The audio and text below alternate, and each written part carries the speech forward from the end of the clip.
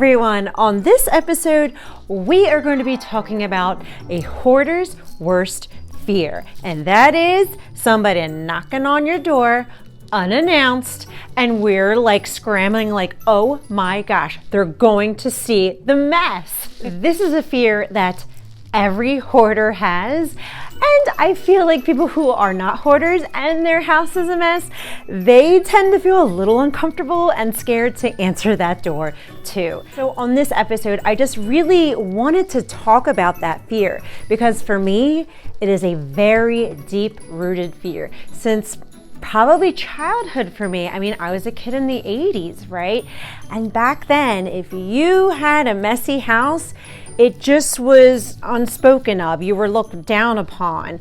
And I just remember that. Like, if your house was a mess and somebody came to the door and they judged you harshly because of it, it was okay because that was your consequence and your punishment for not keeping it clean. That's kind of the era that we were in the 80s, right?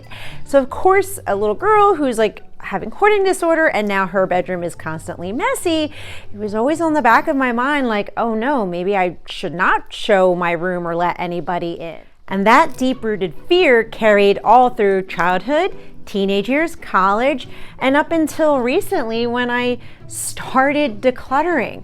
But what I realized was that even when I did like a living room reset or a kitchen reset, I was still terrified of somebody knocking at the door and coming in, even though it was actually cleaned.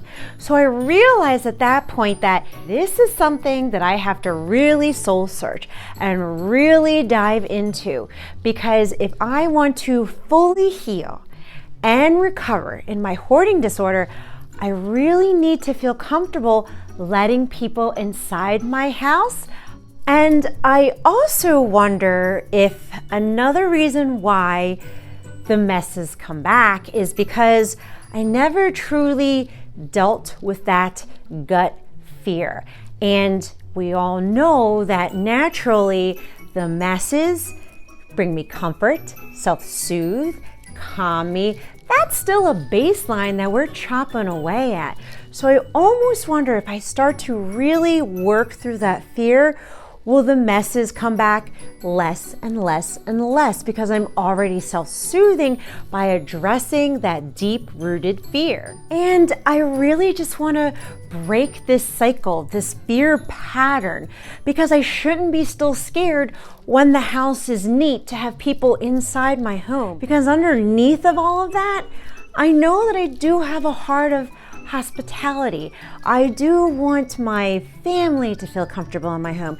And I do want somebody who knocks at my door to feel welcome and not feel uneasy, because honestly, they're probably feeling uneasy because I'm feeling uneasy and giving every excuse as to, I'm so sorry, it's messy, I can't help it, oh, you came in at the wrong time. Like, no, I want to break that pattern. So I'm going to be starting a new series called Come On In.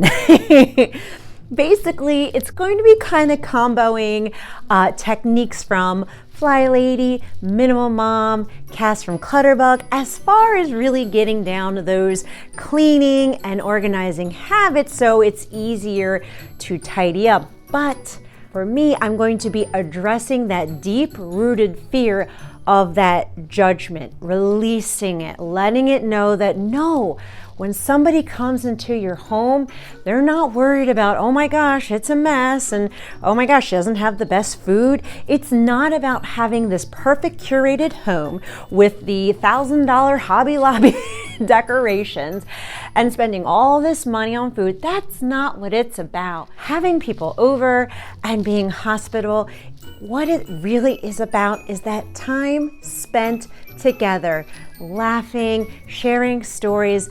That's what it's all about. So now let's finish cleaning up this side of the living room. Just like how we do baby step decluttering and reconditioning our nervous system that we're safe if we declutter, I'm going to recondition my nervous system that I am still safe if I let people in.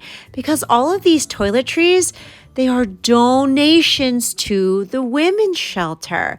I have had friends and neighbors donate toiletries because I am collecting for them.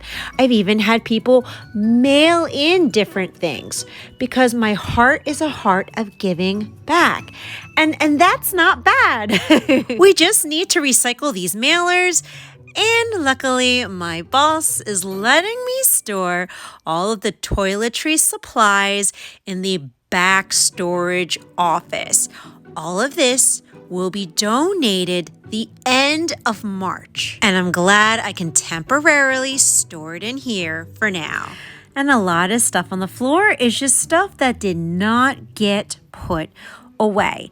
And I noticed that when Mommy's not keeping up with putting things away, the rest of the family kind of follows suit. I'm almost the decluttering barometer, if you will. Like this right here, this is a tossy because it was a Christmas present from my aunt. I just never tossed out the box. The crayons, they're actually labeled, the markers, the paint.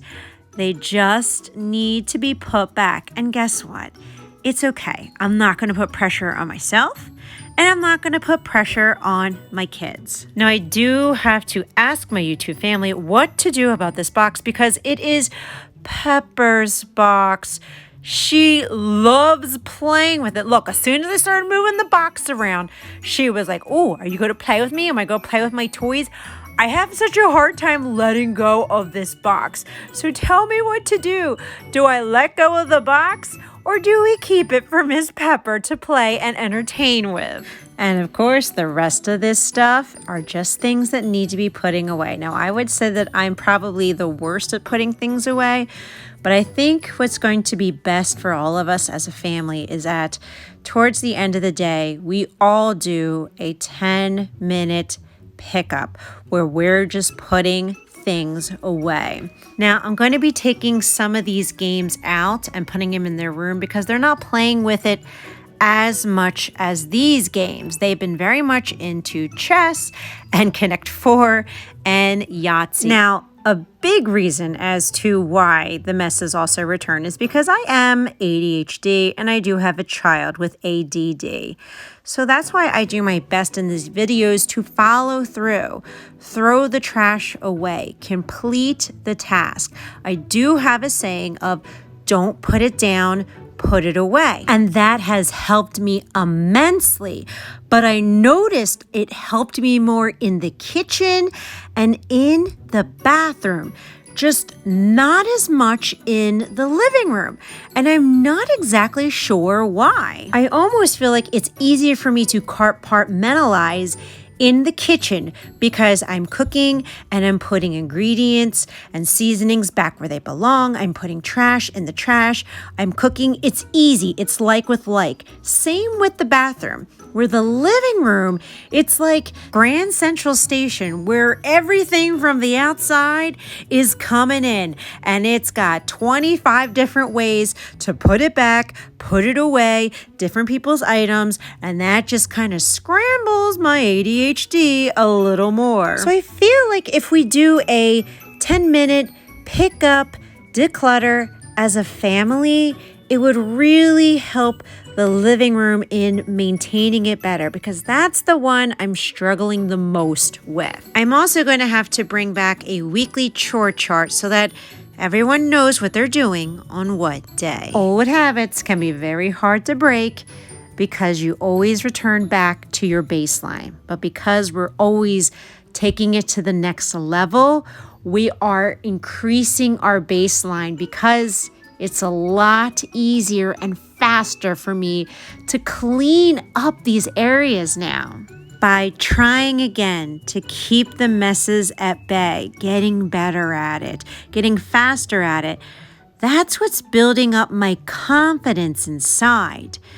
But I also have to start inviting people over, people close to me, letting them know what I'm doing. That's going to recondition my nervous system that I am still safe if I let people in the house. Because I actually want to invite a very sweet friend over who has never seen my hoarded house but knows about it. And I love her decorating eye because I want to fully redecorate this living room. But to do that, I need to feel comfortable and make her feel welcome when she comes in. That's why this series, as I put it together, is probably going to be the most meaningful for me and healing and recovering in my hoarding disorder. So that way, when somebody knocks at my door, I can say, "Hi, come on in."